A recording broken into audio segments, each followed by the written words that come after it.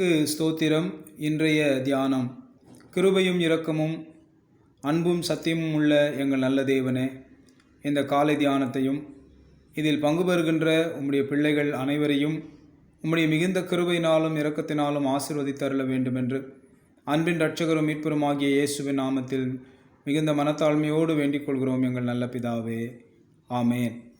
அன்பான எனது சகோதர சகோதரிகளே, ஆண்டவராகிய இயேசுவின் அன்பின் திருநாமத்தில் உங்களை வாழ்த்துகின்றேன். ஆண்டவர் இந்த உலகத்திலே இருக்கிற தம்முடைய பிள்ளைகளுக்கென்று ஜெபிக்கும்படியாய் கற்றுக் கொடுத்த அந்த பரமண்டல ஜெபத்தை குறித்து நாம் தியானித்து வருகின்றோம். இந்த நாளின் தியான வசனமாக மத்தேயு 6ஆம் அதிகாரம் 9வது வசனத்தை நாம் வாசிக்க இருக்கின்றோம். நீங்கள் ஜெபம் பண்ண வேண்டிய விதமாவது, பரமண்டலங்களில் இருக்கிற எங்கள் பிதாவே, உம்முடைய நாமம் பரிசுத்தப்படுவதாக. ஒரு அற்புதமான வார்த்தை. பரமண்டலங்களில் இருக்கிற எங்கள் பிதாவே என்ற வார்த்தை குறித்து கடந்த சில தினங்களாக நாம் அநேக காரியங்களை தியானித்து வந்தோம். அதன் தொடர்ச்சியாக உம்முடைய நாமம் பரிசுத்தப்படுவதாக என்கிற இந்த வார்த்தையை குறித்து ஒரு சில தினங்கள் நாம் தியானிக்க இருக்கின்றோம். இந்த நாளில் பரிசுத்தம் என்கிற அந்த வார்த்தையின் அர்த்தம் என்ன என்பதை நாம் முதலில் அறிந்து கொள்ள வேண்டும். ஆங்கிலத்தில் இந்த வார்த்தைக்கு இணையாக ஹோலி என்றும், ஹாலவுட் என்றும், சாங்டிஃபைடு என்றும் இன்னும் சில வார்த்தைகளும் உபயோகப்படுத்தப்படுகின்றன. இதனுடைய நேரடியான அர்த்தம் என்ன என்று நாம் பார்க்கும் பொழுது, புனிதமானது அல்லது மற்றவைகளிலிருந்து வித்தியாசமானது அல்லது சாதாரணமானவைகளிலிருந்து பிரித்தெடுக்கப்பட்டது என்று இதனுடைய அர்த்தமாக இருக்கிறது என்று வேத அறிஞர்கள் சொல்லுகிறார்கள். ஆகவே பரிசுத்தம் என்று சொல்லும் பொழுது அது புனிதமானது என்று சொல்லலாம், அது வித்தியாசமானது அல்லது பிரித்தெடுக்கப்பட்டது என்று அதனுடைய அர்த்தமாக இருக்கின்றது.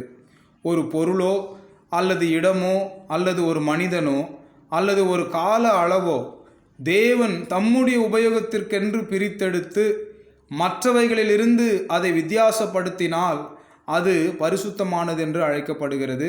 அது பரிசுத்தமாகிறது. உதாரணமாக லேவியர்களையும் ஆசாரியர்களை குறித்து வேதவசனங்களிலே நாம் வாசிக்கின்றோம்.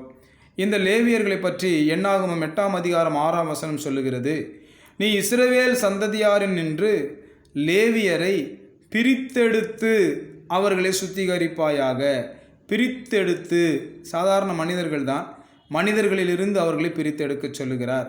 என்னாகமம் 8ஆம் அதிகாரம் 14ஆம் வசனத்திலே, நீ லேவியரை இஸ்ரவேல் புத்திரரிலிருந்து பிரித்து எடுக்க கடவாய், லேவியர்கள் என்னுடையவர்களாய் இருப்பார்கள் என்று சொல்லுகின்றார்.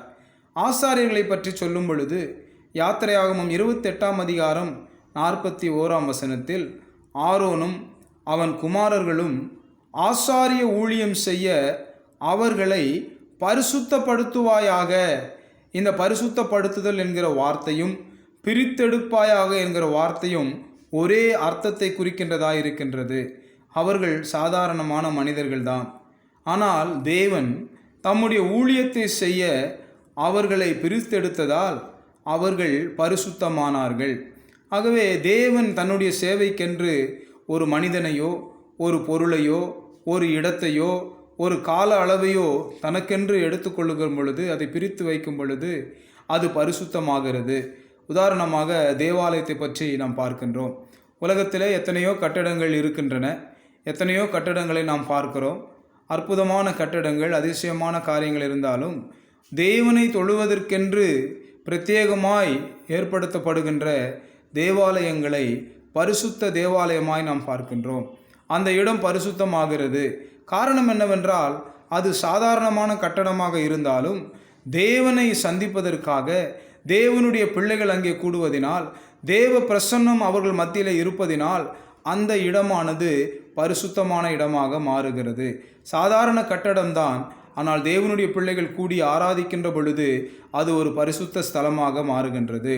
பலிபீடத்தை பற்றி நாம் வாசிக்கின்ற பொழுது பரிசுத்தமான தகன பலிபீடம். ஏனென்றால் அந்த பலிபீடத்தை போல எத்தனையோ உலோகங்களால் செய்யப்பட்ட எத்தனையோ பொருட்கள் இருந்தாலும் அந்த பரிசுத்த தேவனின் தியாக பலியை நினைவு கூறக்கூடிய அந்த ஒரு மகத்தான காரியத்தை அதில் நிறைவேற்றப்படுவதால் அது தேவனுடைய அந்த ரட்சிப்புக்கு அடையாளமான தியாக பலிக்கு நினைவூட்டுதலாக இருக்கிறதுனால அது பரிசுத்த பலிபீடமாய் காணப்படுகிறது.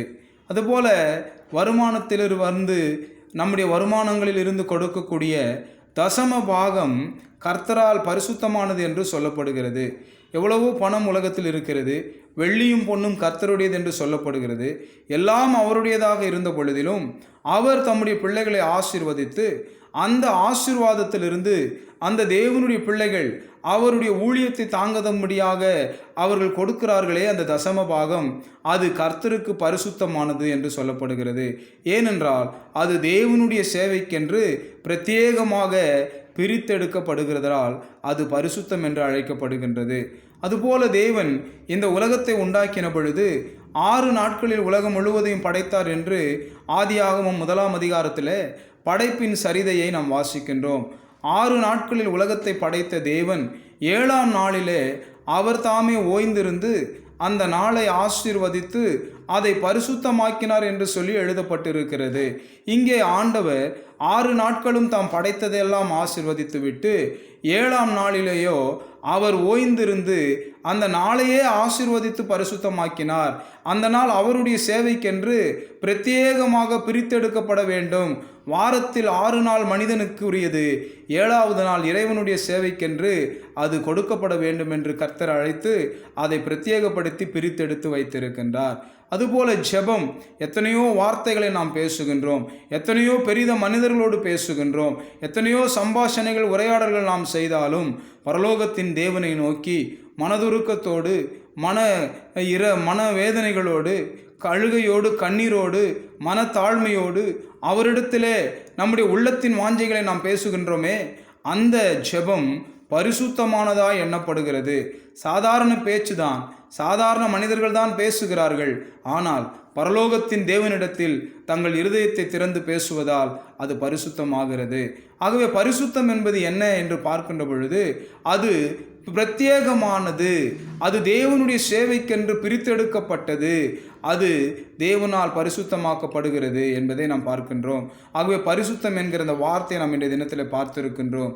ஆண்டவராகிய தேவன் ஒரு பொருளையோ ஒரு இடத்தையோ ஒரு மனிதனையோ ஒரு கால அளவையோ தம்முடைய உபயோகத்திற்கென்று பிரித்தெடுத்து அதை தனக்கென்று அவர் பிரிக்கிறாரே, அது பரிசுத்தமாய் இருக்கிறது, அது பரிசுத்தப்படுத்துதல் என்று அர்த்தமாகிறது. ஆகவே இங்கே தேவன் உம்முடைய நாமம் பரிசுத்தப்படுவதாக என்று சொல்லி செபிக்கும்படி நமக்கு கற்றுக் கொடுத்திருக்கிறார். அதன் ஆழங்களை நாம் தியானிக்க இருக்கிறோம். கர்த்தருக்கு சித்தமானால் வருகிற நாட்களிலே அதை குறித்து நாம் விளக்கமாக தியானிப்போம். கர்த்தர் உங்களையும் உங்களுடைய குடும்பத்தையும் கூட பரிசுத்தப்படுத்தி தம்முடைய நாமத்தின் மகிமைக்கென்று பயன்படுத்தி உங்களை ஆசீர்வதிப்பாராக. God bless you. Amen.